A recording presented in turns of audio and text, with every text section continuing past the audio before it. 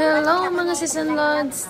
Welcome to our 5th day update sa ating pinapagawang kwarto sa taas ng bahay. So ito pala yung nagawa nila kaninang umaga mga season lords. Nagmamasa ng semento at nagsisimula na silang maglagay ng metal stud.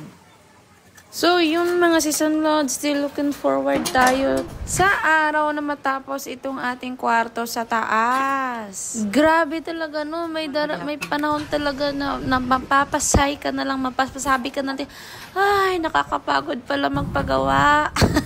Pero sige lang kasi para rin naman ito sa sarili natin, diba? So go lang kahit pagod na. Hindi nga napagod yung panday, oh.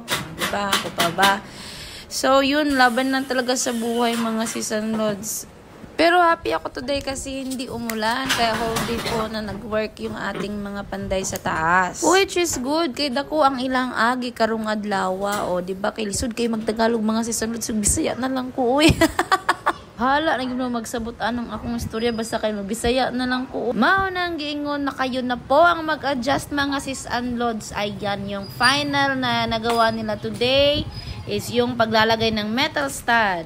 And ito. Thank you so much for watching!